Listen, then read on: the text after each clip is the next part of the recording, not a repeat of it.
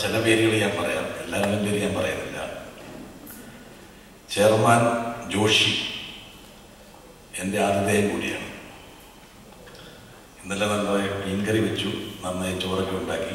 എവിടെ ലാലി എവിടെ പോയോ? മാത്രമല്ല, ഞാനിങ്ങനെ സ്റ്റോർ റൂമിൽ നോക്കിയപ്പോൾ ചൊവ്വാഴ്ച കഴിക്കാനുള്ള മീൻകറി, ബുധനാഴ്ച കഴിക്കാനുള്ള മീൻകറി, വ്യാഴാഴ്ച കഴിക്കാനുള്ള മീൻകറി, അങ്ങനെ ലേവലൊട്ടിച്ച് ഓരോ കുപ്പിയിൽ വെച്ചിട്ടുണ്ട്. അതുകൊണ്ട് തന്നെ ജോഷിയുടെ പേര് തന്നെയാണ് ആദ്യം ഞാൻ പറയുന്നത്. പ്രസിഡന്റ് ജിമ്മി ഒരു പ്രതിഭാസമാണ്, വലിയ പാചകക്കാരനാണ് അല്ലേ? അതെ. അപ്പൊ ഈ WMC വലിയൊരു പ്രസ്ഥാനമുള്ള കാര്യം വന്നപ്പോൾ എനിക്ക് മനസ്സിലായി. ട്രഷറർ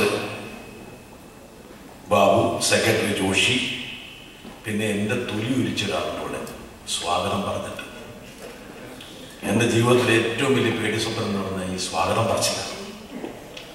നമുക്ക് മനസ്സാവാതെ കർമ്മണാത്ത അറിയാത്ത കാര്യമൊക്കെ നമ്മുടെ മുകളിൽ ആരോപിക്കപ്പെട്ടിരിക്കും.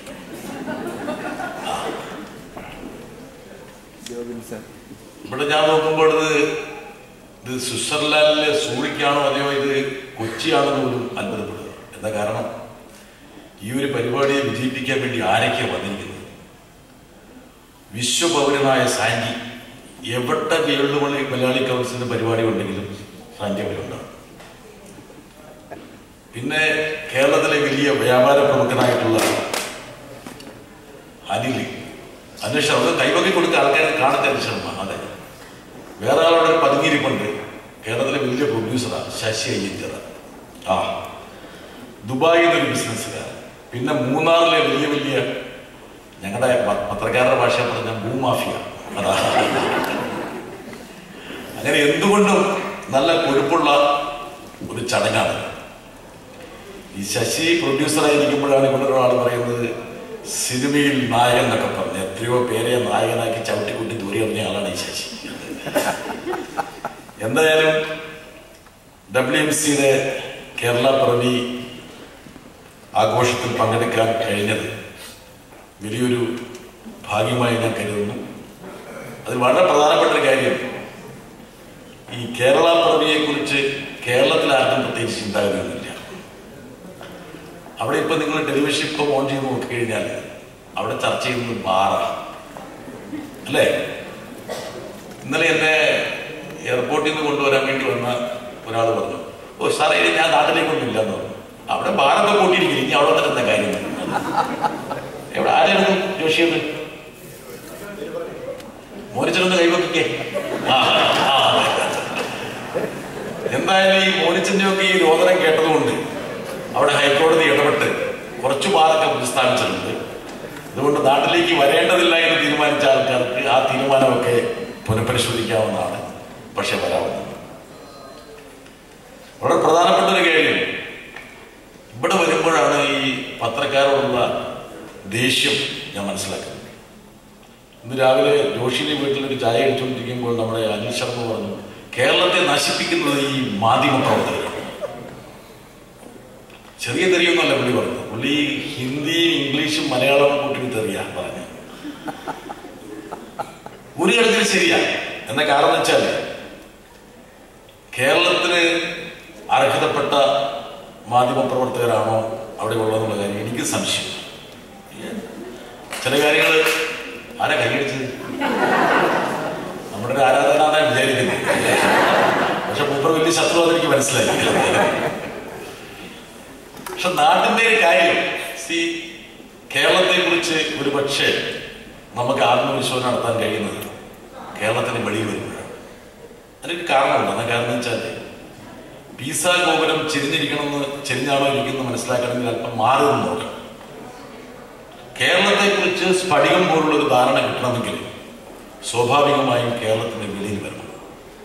കേരളത്തിന്റെ വെളിയിൽ വരുമ്പോൾ എത്ര നന്നായിട്ടാണ് ഈ പറഞ്ഞ സ്വിറ്റ്സർലാൻഡ് പോലുള്ള സ്ഥലങ്ങൾ പ്രവർത്തിക്കുന്നത്, ഇവിടെ എത്ര നല്ല റോഡുകളാണുള്ളത്, എത്ര നല്ല ആസൂത്രണമാണുള്ളത്, എങ്ങനെയാണ് ജനങ്ങൾ ജോലി ചെയ്ത് സമ്പാദിക്കുന്നത്, എങ്ങനെയാണ് ആ പണം നന്നായിട്ട് നിക്ഷേപിക്കുന്നത്, എങ്ങനെയാണ് ഭാവിയെക്കുറിച്ച് ചിന്തിക്കേണ്ടത്, എങ്ങനെയാണ് കുട്ടികൾക്ക് വിദ്യാഭ്യാസം നൽകുന്നത്, ഒരുപാട് കാര്യങ്ങൾ മനസ്സിലാകും. അതുകൊണ്ട് ഞാൻ പറയുന്നത്, ഈ ജിജിയെ പോലുള്ള സ്പോൺസർമാർ ചെയ്യേണ്ടത് നാട്ടിലെ കുറച്ച് രാഷ്ട്രീയക്കാരെ ഇടയ്ക്കിടയ്ക്ക് ഇവിടെ കൊണ്ടുവരണം. എന്നിട്ട് ഈ റോഡിൽ കൂടെയൊക്കെ യാത്ര ചെയ്യിപ്പിക്കണം. എന്നിട്ട് പറയണം, ഇതൊക്കെയാണ് റോഡ്, ഇങ്ങനെയൊക്കെയാണ് നമ്മുടെ കേരളം നടത്തേണ്ടത്. അങ്ങനെയൊക്കെ ചെയ്താൽ ഒരുപക്ഷെ കേരളം രക്ഷ. ഇന്ന് കേരളത്തിലെ ഏറ്റവും വലിയ വിവാദം ഞാൻ നേരത്തെ പറഞ്ഞതുപോലെ ബാറാണ്. 5 സ്റ്റാർ മിൽക്ക് കുടിക്കണോ, അതെയോ ബീവറേജ് നേരെ മേടിച്ചിട്ട് കുപ്പി അതുപോലെ വിഴുകണോ, അതേപോലെ കാറി കയറി ഇരുന്നിട്ട് ഒളിച്ച് സാനിറ്റിരിക്കേണ്ട സാരിയെ കുറിച്ചല്ലേ ഞാൻ പറഞ്ഞു. അതെ, അങ്ങനെ കഴിക്കണോ? ഇങ്ങനെയൊക്കെയുള്ള ചർച്ചകളാണ് കേരളത്തിൽ നടക്കുന്നത്.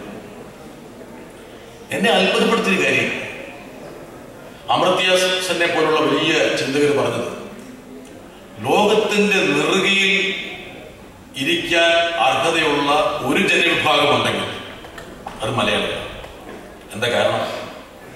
ഈ പാശ്ചാത്യ ലോകത്തിന്റെ പ്രതിശീർഷ വരുമാനത്തെക്കാൾ 20-30% 30-ലോ ഒരു അംശം മാത്രം ഉണ്ടാക്കുന്ന മലയാളി ഈ പാശ്ചാത്യ ലോകത്തിന് തുല്യമായ സാമൂഹ്യ ചേരുവകൾ കരസ്ഥമാക്കി.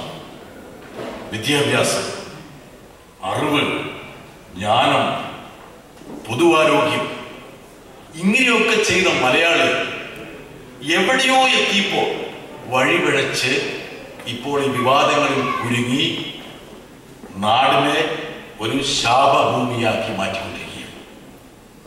ഇപ്പൊ തന്നെ ഈ ബാറിന്റെ വിഷയം എനിക്കറിയില്ല. ഇപ്പൊ ഞാനിത് പറഞ്ഞത് ഒരുപക്ഷെ ചില ആൾക്കാർ ഈ സ്ത്രീകളിലെ എനിക്ക് പേടി. എന്ന കാരണം ഈ ബാറില് സ്ത്രീകളിലെ വോട്ട് കിട്ടുന്ന ആൾക്കാർ ചിന്തിച്ചിരുന്നു. അങ്ങനെ ഉണ്ടോ ചേച്ചി? എന്താ ചേച്ചിയുടെ അഭിപ്രായം ബാറ് നിരോധിച്ചതിനെ കുറിച്ച്? ആ ചേച്ചി നല്ല സുന്ദരമായ സാരി കൊടുത്ത് ആ ചേച്ചിക്ക് അഭിപ്രായമില്ല, ചേട്ടൻ നോക്കിക്കൊണ്ടിരിക്കുക. അതാണ് പ്രശ്നം. ചേച്ചിക്ക് ആ പേടിയൊന്നും വേണ്ടതില്ല. ചില സമയത്ത് ധൈര്യമൊക്കെ സംഭരിച്ച് പറയാവുന്നതാണ്. ചേട്ടൻ കഴിക്കില്ലേ? എന്തൊരു ചേട്ടനാ ചേട്ടാ അത്. അതിനോടൊപ്പം നമ്മൾ കഴിക്കൂല, അനിയനല്ലേ? അടിക്കോ? ഇന്ന് എത്ര അടിച്ചിപ്പോ? 40 കിലോമീറ്റർ ഉണ്ട്. തൃശ്ശൂരല്ലേ? എനിക്ക് അപ്പോഴേ മനസ്സിലായി ഈ തൃശ്ശൂർകാർക്ക് അസാമാന്യ ധൈര്യം. പക്ഷെ ഒറ്റ കാര്യമുള്ളൂ, ഏത് കറിയിലും കൂട്ടക്കണ്ണി ഇടും. അതാ പ്രശ്നം.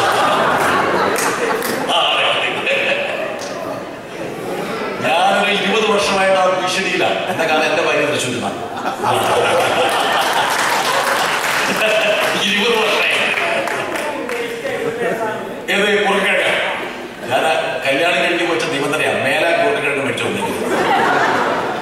എന്ന് കുറുക്കിഴങ്ങ് കൊണ്ടുവന്ന ഡൈവോഴ്സാണ്. അത് തീരുമാനിച്ചത്.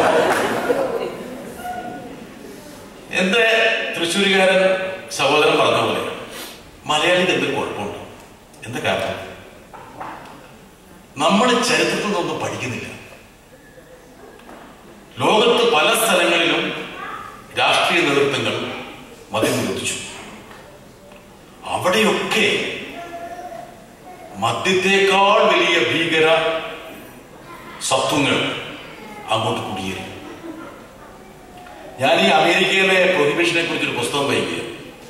അമേരിക്കയിലെ 1920s മദ്യം നിരോധിച്ചു കഴിഞ്ഞപ്പോൾ അവിടെ ഷിക്കാഗോ ഡൗൺ ടൗണും ന്യൂയോർക്ക് ഡൗൺ ടൗണൊക്കെ മാഫിയ ടേക്ക് ഓവർ ചെയ്തു.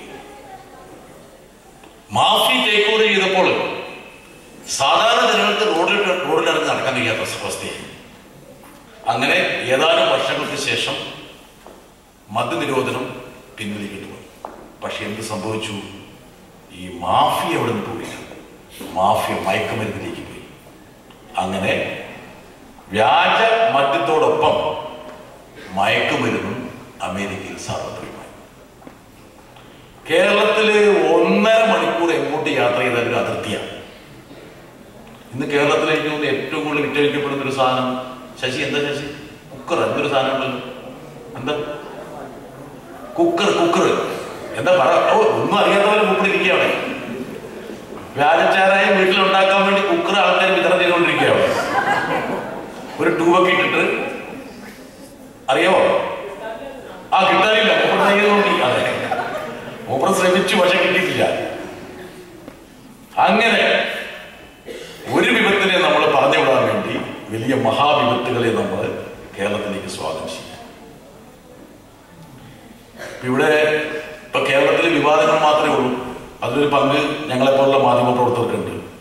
ജോബിൻ സാർ, ഞാനിങ്ങനെ സമയം ദീർഘിപ്പിക്കുകയാണെങ്കിൽ ഒന്ന് കൈ അവിടുന്ന് ബുക്ക് ചെയ്യാൻ കേട്ടോ, എനിക്ക് ഈ ഇടകണ്ണി കൂടെ കാണാൻ പറ്റും കേട്ടോ. കേരളത്തിലൊരു വിവാദം വസ്ത്രവിവാദമാണ്. വസ്ത്രവിവാദം, ജീൻസ് ഇടണോ, അത് ടോപ്പ് ഇടണോ, അത് ഒന്നും ഇടണ്ടയോ, വലിയ ചർച്ചയാണ്. എത്രയോ ദിവസങ്ങളായിട്ട് കേരളത്തിലെ മാധ്യമങ്ങളിൽ ചർച്ച ഒടുമ്പിലുമുണ്ട്. നമ്മുടെ ഗാനഗന്ധർവൻ ദാസേട്ടൻ്റെ ഒരു പരാമർശമാണ് ഉണ്ടായത്. അപ്പം ഇവിടെ ഇരിക്കുന്നത് അനിലും ശശിയൊക്കെ നല്ല ടൈറ്റ് ജീൻസ് ഇട്ടേക്കുന്നത്.